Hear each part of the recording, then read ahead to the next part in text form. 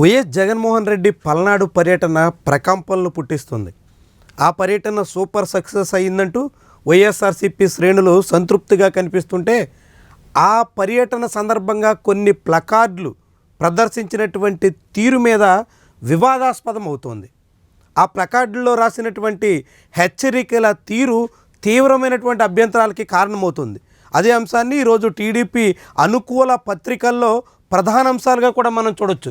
ఇందులో చూస్తే 2029లో వైఎస్ఆర్సీపీ వచ్చిన వెంటనే గంగమ్మ తల్లి జాతరలో వేట తలలు నరికినట్టు రప్పా నరుకుతాం ఒక్కొక్కడిని అంటూ ఈ యువకుడు ప్రదర్శించినటువంటి ప్లకార్డ్ ఇప్పుడు చాలా వైరల్ అవుతోంది. చాలా తీవ్ర దుమారం కూడా రేపేలా కనిపిస్తోంది.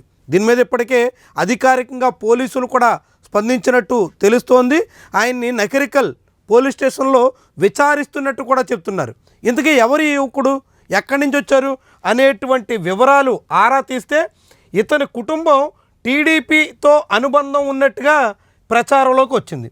తెలుగుదేశం పార్టీకి సంబంధించినటువంటి కుటుంబ సభ్యుడిగా చెప్తున్నారు. మొన్నటి ఎన్నికలకు ముందు ఈయన కుటుంబ సభ్యులంతా ఇప్పుడు ఎమ్మెల్యేగా ఉన్నటువంటి పెదకూరపాడు ఎమ్మెల్యే భాష్యం ప్రవీణ్ నేతృత్వంలో ఆయన తండ్రి టీడీపీ తీర్థం పుచ్చుకున్నట్టుగా చెప్తున్నారు.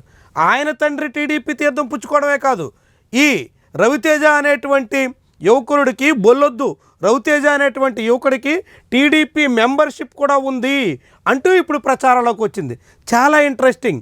తెలుగుదేశం పార్టీ సభ్యుడిగా ఉండి తెలుగుదేశం పార్టీ కుటుంబ సభ్యుడిగా కూడా కొనసాగుతూ ఆయన తండ్రి కూడా టీడీపీలో ఉన్నటువంటి తరుణంలో ఎమ్మెల్యే భాష్యం ప్రవీణ్ అనుచరుడిగా ఆయన తండ్రి కొనసాగుతుండగా ఈ రవితేజ మాత్రం వైఎస్ఆర్సీపీ జగన్మోహన్ రెడ్డి పర్యటనలో అలాంటి ప్లకార్డు ప్రదర్శించడం వెనక ఏమైనా ప్రత్యేక కారణాలు ఉన్నాయా అనేటువంటి చర్చ అయితే మొదలైంది. టీడీపీ నేతలే ఇలాంటి ప్లకార్డ్స్ ప్రదర్శించి జగన్మోహన్ రెడ్డి పర్యటనను పూర్తిగా డైవర్ట్ చేసే ప్రయత్నం చేశారు, దీని వెనక టీడీపీ నేతల కుట్ర ఉంది అంటూ వైఎస్ఆర్సీపీ ఇప్పుడు ఎదురుదాడికి పూనుకుంటుంది. చాలా ఇంట్రెస్టింగ్ చూడొచ్చు. ఈ రవితేజ అనేటువంటి వ్యక్తి పోలింగ్ బూత్ నెంబర్ 117లో తాళ్ళూరు గ్రామానికి సంబంధించినటువంటి క్రోసూరు మండలానికి చెందిన పెదకూరపాడు నియోజకవర్గంలోని వ్యక్తిగా చాలా క్లియర్గా అర్థమవుతుంది. ఇదే విషయాన్ని మనం టీడీపీ అధికారిక వెబ్సైట్లో చూసినప్పటికి కూడా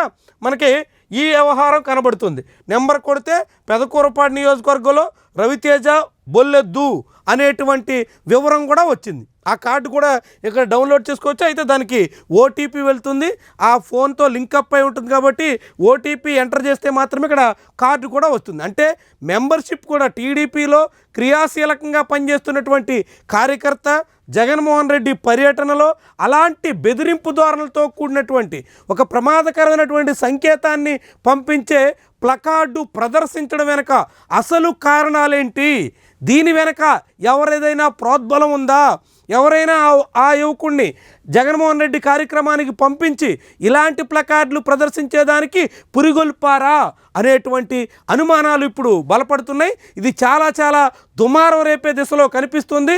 ఇప్పటికే పోలీసులు రవితేజని అదుపులో తీసుకున్నారు అనేటువంటి ప్రచారం నేపథ్యంలో ఈ కేసు ఏవైనా అసలు మూలకారకులు ఎవరన్నది తేలుస్తారా, లేకుంటే దీన్ని వైఎస్ఆర్సీపీకి ఆపాదించేసి చేతులు దులిపేసుకుంటారా అన్నది మాత్రం ఇప్పుడు ఆసక్తికరమైనటువంటి వ్యవహారంగా కనిపిస్తోంది.